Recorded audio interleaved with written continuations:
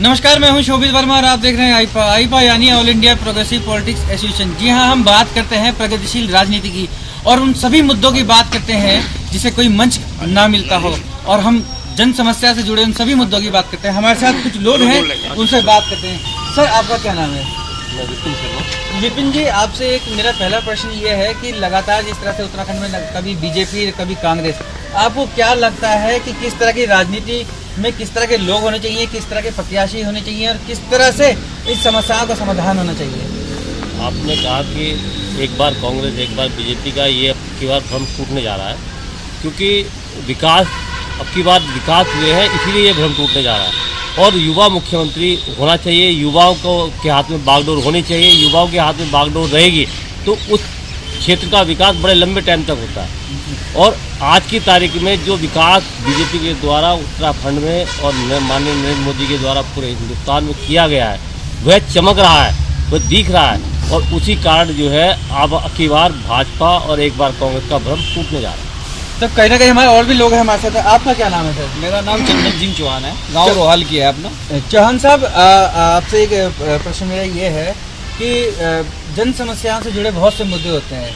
आपको क्या लगता है कि किस तरह की राजनीति जो इस टाइम चल रही है और किस तरह की समस्याएं हैं लोगों के बीच में, कैसा प्रत्याशी होना चाहिए?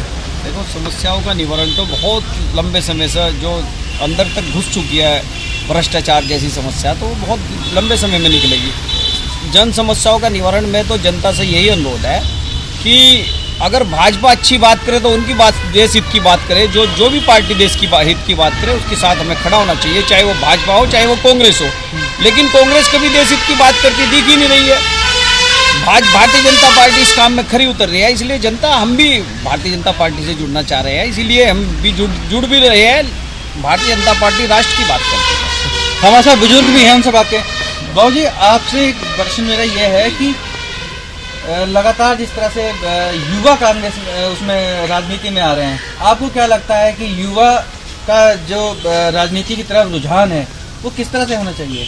युवा का राजनीति की तरफ रुझान का मतलब है, माननीय मोदी जी ने जो अपना प्रोग्राम चलाए हैं वो युवा को इसलिए चलाए हैं कि अगर नौकरी नहीं मिली तो युवा अपना काम करके 10 आदमी को और नौकरी दे सके। तो पहले कांग्रेस ने कभी सोच नहीं रखी, सबका साथ सबका विश्वास सबका विकास।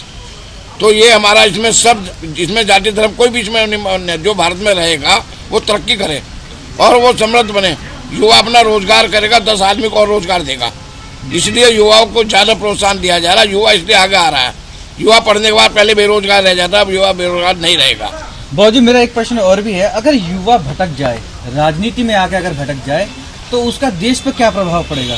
युवा राजनीति में भटकेगा नहीं, युवा समझदार होता है, युवा समझता है मेरा लाभ कहाँ है, मेरा भविष्य कहाँ सुरक्षित है। अगर भविष्य सुरक्षित होगा, युवा की सोच होती है, बहुत तेज होती है। अगर उसका भविष्य सुरक्षित नहीं हो, भटकेगा। आइए और भी बात करते हैं।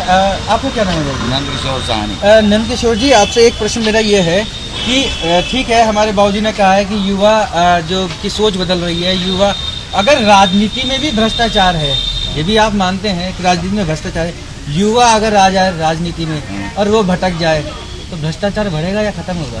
भ्रष्टाचार बढ़ेगा भी और खत्म भी होगा, दोनों बातें हैं उसमें। अगर सब नीति के लोग आएंगे तो भ्रष्टाचार खत्म होगा, और गंदी नीति के लोग आएंगे तो भ्रष्टाचार बढ़ेगा। जी, कैसी सोच लग रही है? अब युवा लगातार कांग्रेस उसमें राजनीति में आ रहा है। एक मेरा प्रश्न और है कि आम आदमी पार्टी कहती है कि रोजगार, मगर कहीं रोजगार धरातल पर दिख नहीं रहा है। देखो जी, रोजगार वो कहती है धरातल पे नहीं है, लेकिन आम जनता से अगर पूछे रोजगार है भी।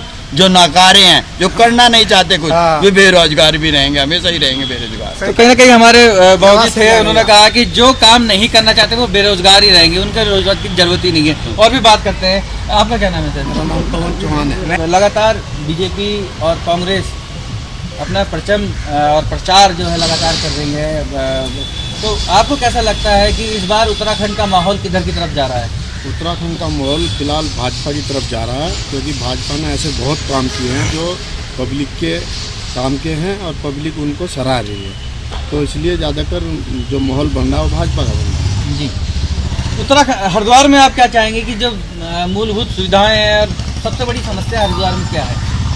हरिद्वार में मूलभूत जो समस्याएं हैं अधिकतर तो पूरी हो चुकी हैं, लेकिन अब की हमारी जो दोबारा अगर सरकार हमारी आ रही है तो हमें उम्मीद है कि वो जो समस्याएं वो भी पूरी होंगी। क्या आप ये नहीं चाहेंगे कि आपका जो प्रतिनिधि हो आपके क्षेत्र में चिकित्सा, रोजगार और शिक्षा को लेकर एक बेहतर प्रत्याशी और बेहतर विधायक के रूप में खड़ा हो?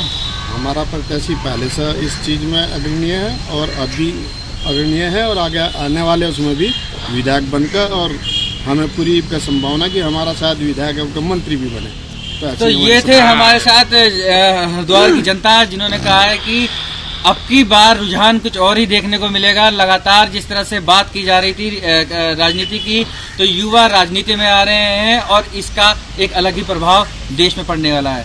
शोभित वर्मा, आईपा, हरिद्वार।